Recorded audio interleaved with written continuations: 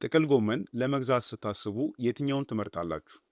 ሁልጊዜ የምናውቀውንና በየቤቱ የሚሰራውን አረንጓዴውን ጥቅል ጎመን ወይንስ ያንን ማራኪ መልክ ያለውን ቀዩን ጥቅል ጎመን?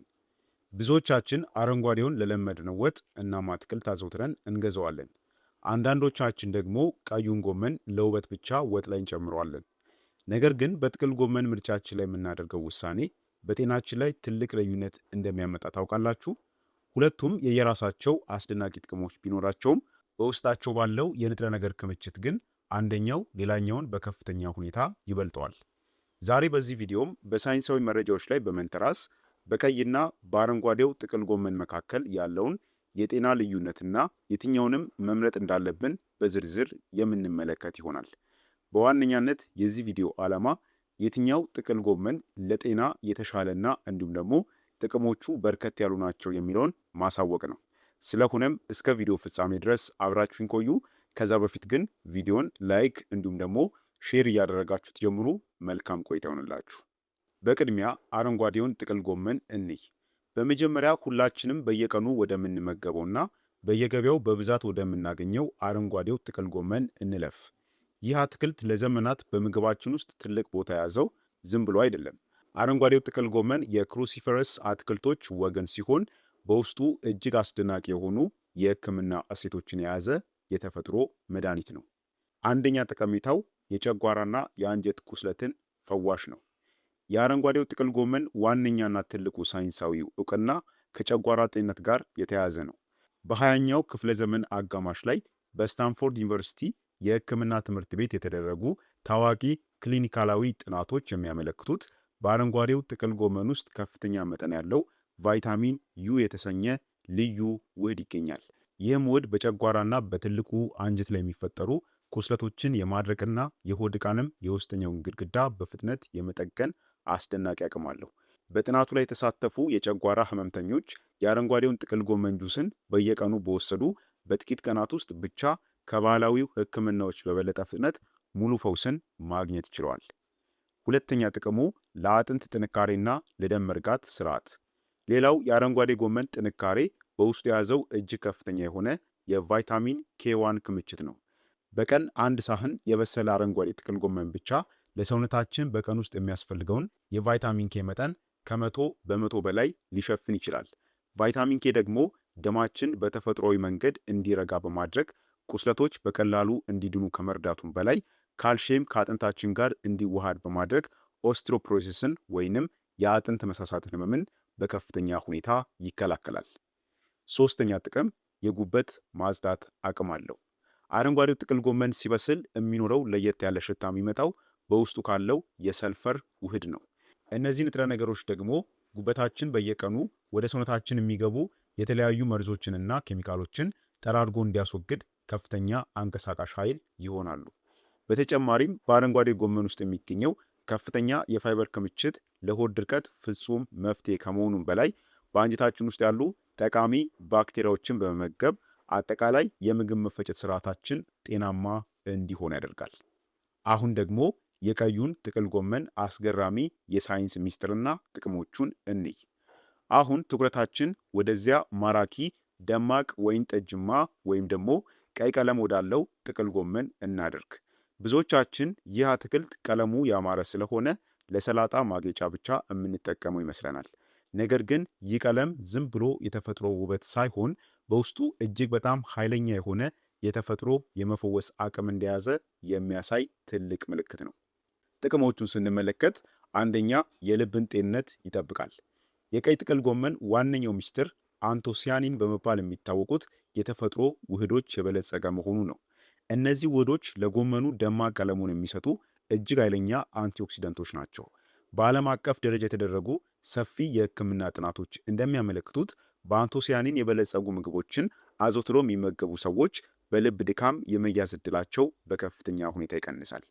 ይህም ንጥረ ነገር በደም ስሮች ውስጥ የሚፈጠሩ ቁስለቶችን ወይንም ኢንፍላሜሽን በመቀነስ መጥፎ የሚባለውን ኮሌስትሮልን በማጥፋት እናም የደም ግፊትን በተፈጥሮ መንገድ በማስተካከል የልብና የደም ዝውውር ስርዓትን በጽኑ ይከላከላል። ሁለተኛ ጥቅሙ ለአእምሮ ንቁነትና የአልዛይመር በሽታን ለመከላከል። የቀይ ጥቅል ጎመን ጥቅም በልብ ብቻ አይቆምም፣ ወደ አእምሯችንም ይሻገራል።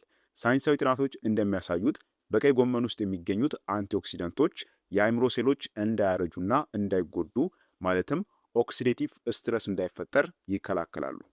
ይህም በዕድሜ መግፋት ምክንያት የሚመጣውን የመርሳት ችግር ወይንም የአልዛይመር በሽታን ለመከላከል ትልቅ የሆነ እገዛ አለው። አእምሯችን ሁልጊዜ ንቁና የማስታወስ ብቃቱም የላቀ እንዲሆን በቀይ ጎመን ውስጥ ያሉ ንጥረ ነገሮች ከፍተኛ ሚና ይጫወታሉ። ሶስተኛ ጥቅሙ የጉበትን ጤንነትና ካንሰርንም ተከላካይ ነው። ቀይ ጥቅል ጎመን በውስጡ ሰልፎራፊን የተሰኘ እጅግ አስደናቂ ውህድ ይዟል። በካንሰር ምርምር ተቋማት የተደረጉ በርካታ ጥናቶች እንደሚያሳዩት ይህ ውህድ የካንሰር ሴሎች በሰውነት ውስጥ እንዳያድጉና እንዳይሰራጩ የማገድ ከፍተኛ አቅም አለው። ከዚህም በላይ በሰውነታችን ውስጥ የካንሰር መከላከያ ኤንዛይሞችን በከፍተኛ ሁኔታ ያነቃቃል። በተጨማሪም ከጉበታችን ውስጥ ከባድ ኬሚካሎችንና መርዞችን ጠራርጎ በማውጣት ረገድም በቀይ ጎመን ውስጥ ያሉት ንጥረ ነገሮች እጅግ በጣም ፈጣንና ውጤታማ ናቸው። አሁን ደግሞ ሁለቱን ፊት ለፊት አስቀምጠን የምናነጻጽራቸው ይሆናል ማለት ነው። እንግዲህ አረንጓዴውን ጥቅል ጎመን የጨጓራ ፈዋሽነቱንና የጉበት የማጽዳት አቅሙን ተመልክተናል። በሌላ በኩል ደግሞ የቀዩን ጥቅል ጎመን የልብ ጥበቃ፣ የአእምሮ ንቁነትና የካንሰር መከላከያ ታምሩንም አይተናል። ታዲያ ሁለቱን አትክልቶች በቤተ ሙከራ ውስጥ አስገብተን በንጥረ ነገር ክምችት ፊት ለፊት ብናወዳድራቸው የትኛው ይበልጣል? ሳይንሱስ ማን ያሸንፋል ይላል የሚለውን አሁን እናያለን። በቅድሚያ በቫይታሚን ሲ መጠናቸው እናወዳድር። በሽታ የመከላከል አቅማችንን በማሳደግ ቆዳችንን በማሳመርና ቁስሎችን በማዳን ረገድ ቫይታሚን ሲ ቀዳሚውን ስፍራ የሚይዝ ነው። ላቦራቶሪ ውስጥ የተደረጉ ንጽጽሮች እንደሚያሳዩት በቀይ ጥቅል ጎመን ውስጥ የሚገኘው የቫይታሚን ሲ መጠን ከአረንጓዴው ጥቅል ጎመን በ2 እጥፍ ይበልጣል። ይህም ማለት ጉንፋንና እንዲሁም ተላላፊ በሽታዎችን የመከላከል አቅሙ ቀዩ ላይ እጅግ የላቀ ነው ማለት ነው። ሁለተኛ የቫይታሚን ኤ መጠናቸው ለአይን እይታ ጥራት፣ ለሌሊት የማየት ብቃት እናም ለፊት ቆዳ ውበት ወሳኝ የሆነው ቫይታሚን ኤ ነው። እዚህ ጋር ነው እንግዲህ ሳይንሱ ትልቅ መደነቅን የፈጠረው። በቀይ ጥቅል ጎመን ውስጥ የሚገኘው የቫይታሚን ኤ መጠን ከአረንጓዴው ጥቅል ጎመን በ10 እጥፍ ይበልጣል። ሙሉ በሙሉ በ10 እጥፍ ይበልጠዋል። ስለዚህ በዚህም ቀዩ ጥቅል ጎመን አሸናፊ ነው ማለት ነው። ሶስተኛ የአይረንና የማዕድናት ክምችታቸውን ነው የምናየው። የደም ማነስን ለመከላከልና ለሰውነታችንም ሴሎች የኦክሲጅን ዝውውርን ለማስተላለፍ አይረን ወይም ደግሞ ብረት ማዕድን እጅግ አስፈላጊ ነው። በዚህ መለኪያ ቢሆን ቀይ ጥቅል ጎመን ከአረንጓዴው የበለጠ የብረት ወይንም የአይረን ክምችት አለው ማለት ነው። አራተኛና ወሳኙ ማነጻጸራችን ደግሞ የአንቲኦክሲደንት መጠን ነው።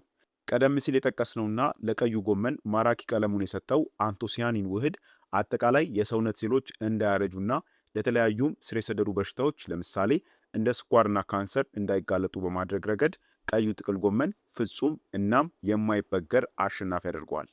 ስለዚህ አጠቃላይ የቫይታሚን ይዘትን፣ በሽታ የመከላከል አቅምን እናም የረጅም ዕድሜ ጥበቃን መሰረት አድርገን ሳይንሳዊ ውሳኔ ስንሰጥ ቀዩ ጥቅል ጎመን አረንጓዴውን ጥቅል ጎመን በከፍተኛ ነጥብ ያሸንፈዋል።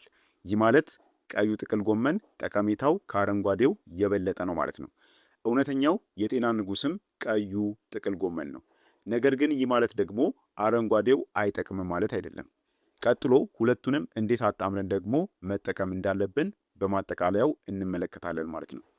እንግዲህ ሳይንሱ እንደነገረን ከሆነ በቫይታሚኖች በማዕድናትና በበሽታ መከላከል አቅም ረገድ ቀዩ ጥቅል ጎመን ፍጹም የበላይነቱን ወስዷል። ነገር ግን እዚህ ጋር ልብ ልንለው የሚገባ አንድ ትልቅ ሚስጥር አለ። አረንጓዴው ጥቅል ጎመንም ቢሆን በተለይ ለጨጓራ ቁስለት ፈውስ የሚሰጠውን ቫይታሚን ዩ በመያዝ ረገድ ወደር የለውም። ስለዚህ ፍጹም የሆነውን የተፈጥሮ ጥበቃ በሰውነታችን ውስጥ ለማግኘት ምርጡ መንገድ የትኛው ነው? መልሱ በጣም ቀላል ነው። ሁለቱንም አጣምሮ መመገብ ነው።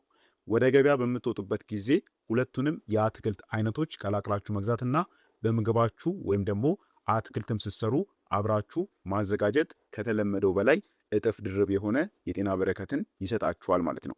አንዱን ከአንዱ ለይታችሁ አትጠቀሙ ለማለት ነው። አረንጓዴውን ለወጥ ወይም ደግሞ ለሾርባ ስትጠቀሙ፣ ቀዩን ደግሞ በጥሬው ለአትክልት ወይም ደግሞ ለጁስ በማድረግ የሁለቱንም የተፈጥሮ ኃይል ሙሉ በሙሉ የእናንተ ማድረግ ትችላላችሁ ማለት ነው።